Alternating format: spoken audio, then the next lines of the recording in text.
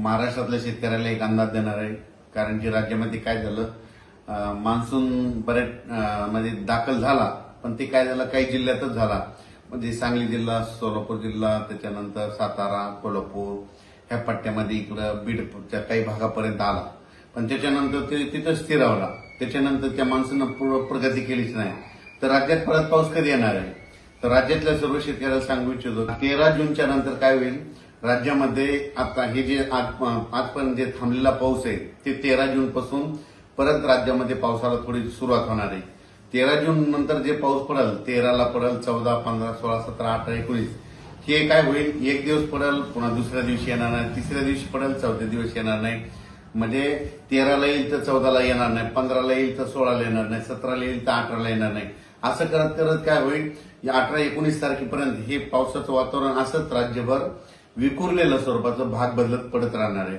मग राज्यात मान्सूनचा पाऊस परत करीत दाखल होणार आणि शेतकऱ्याचे पेरण्या कधी होणार?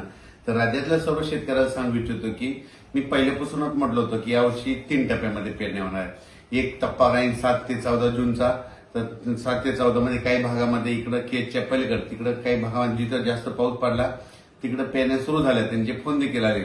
इकडे सातारा, सांगली, कोल्हापूरकडे देखील ते सोयाबीन तिकडे देखील काही भागामध्ये पेरण्या सुरू झाल्या, लागवडी सुरू झाल्या। पण काय झालं त्याच्यानंतर महाराष्ट्रामध्ये की आपल्याकडं महाराष्ट्रामध्ये पाऊस सगळीकडे पाऊसळत नाही।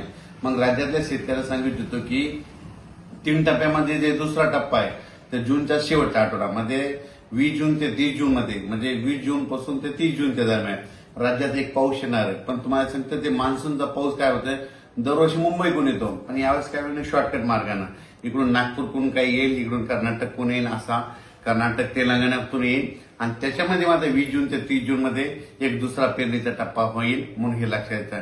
त्याच्यानंतर परत याच्यातून जर काही शेतकरी उरले तर परत एक तिसरा टप्पा पेरणीचा राहणार आहे आणि त्याच्यामध्ये तुम्हाला सांगतो 10 जुलै ते 15 जुलै, मग त्याच्यामध्ये राहिलेल्या सायलेल्यांच्या सगळ्याच्या पेरण्या त्याच्यामध्ये होतील।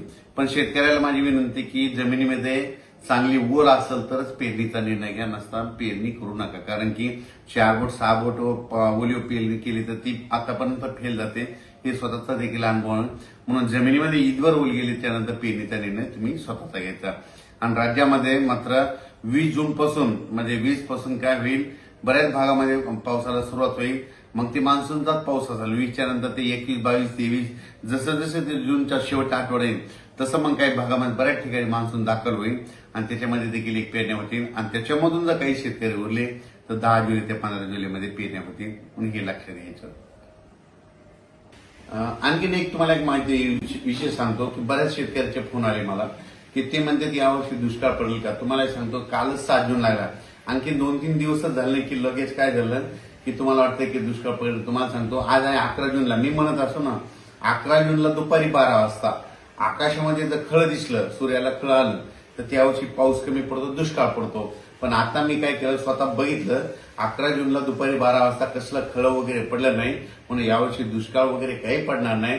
पेरण्या होणार आहेत, फक्त काय होणार आहे जूनच्या शेवटच्या आठवड्यात होणार आहे, म्हणजे 3 टप्प्यामध्ये होणार आहे। एक आता 7 ते 14 मध्ये काही भागाच्या सुरू होतील तर ते बऱ्याच ठिकाणी चालू झाल्या, पण त्याच्यानंतर जे दुसरा टप्पा होईल ते 20 जून ते 30 जून मध्ये होईल आणि त्याच्यामधून 7 जुलै ते 14 जुलैच्या दरम्यान तिसरा एक टप्पा राहील, म्हणून हे लक्षात येतं।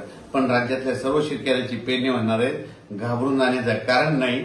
आता बऱ्याच जणांना वाटतं की 7 जून गेला आणि पाऊस नाही आला तर काही चिंता करू नका, तुम्ही तुमची कामं करून घ्या, तुम्ही तुमच्या बियाणं व्यवस्थित राहू द्या। कारण की राज्यामध्ये काय होणार 20 तारखेच्या नंतर 20 जूनच्या नंतर जसं 21 येईल तसं पावसाला सुरुवात होईल, 22 ला बऱ्याच भागात कव्हर होईल। असं करत करत त्यावेळेस सगळ्या भागामध्ये 20 ते 30 मध्ये पाऊस जाईल आणि महाराष्ट्रातल्या सर्व शेतकऱ्यांच्या पेरण्या होतील। यावर्षी चांगला पाऊस पडणार आहे, मी पहिल्यापासून म्हणत होतो जून मध्ये थोडा कमी राहील, जुलैमध्ये जास्त पडणार आहे, ऑगस्टला कमी राहील आणि सप्टेंबर ऑक्टोबर मध्ये मात्र परतीचा पाऊस मात्र धुमाकूळ घालणार आहे, म्हणून हे अंदाज सर्व शेतकऱ्यांनी लक्षात घ्यायचा। महाराष्ट्रातला जो दक्षिण भाग आहे तर त्या दक्षिण भागामधल्या म्हणजे इकडे उदगीर, आसाम, तारकळज, इकडे पूर्णाकडल्या काही भाग, इकडे त्याच्यानंतर केज, अंबाजोगाई त्या परिसरात, इकडे मग सांगली, सातारा त्या परिसरात बऱ्याच ठिकाणच्या पेरण्या झाल्या। पण आणखीन बऱ्याच पेरण्या जवळपास सगळ्याच शेतकऱ्याच्या राहिल्यात, उगाच थोड्याफार प्रमाणात दक्षिण महाराष्ट्राकडे पाऊस थोडा दाखल झाला आणि त्याच्यानंतर मोसमी पाऊस थांबला। त्याच्यानंतर आता काय होईल ह्या तेरा तारखेपासून बऱ्याच भागामध्ये पाऊस पडेल, ते पण सगळीकडे पडणार नाही. सर्वात महत्वाचं नंतर सगळ्याला तर आशय की आमच्या सगळ्या गावाला पाऊस यावा. हे पाऊस 13 पासून जे येणार आहे ते मात्र सगळीकडे पडणार नाही.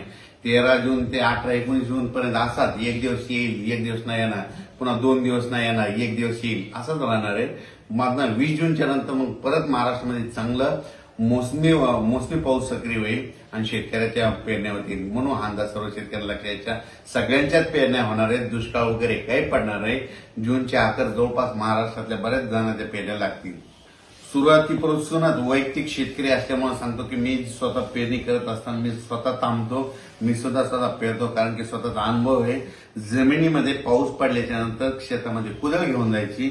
जमिनीत जर ईदभर ओल असेल तर तुम्ही पेरणीचा निर्णय घ्या, नसता घेऊ नका. 4 बोट 6 बोट जर तुम्ही पेरणी केली ना ती फेल जाते. म्हणून ही अंदाज सर्व शेतकऱ्यांना लक्षात येतात आणि आपण आपलं नियोजन करायचं. पण दुष्काळ वगैरे मात्र काही पडणार नाही, म्हणून ही अंदाज सर्व शेतकऱ्यांना लक्षात घ्यायचा.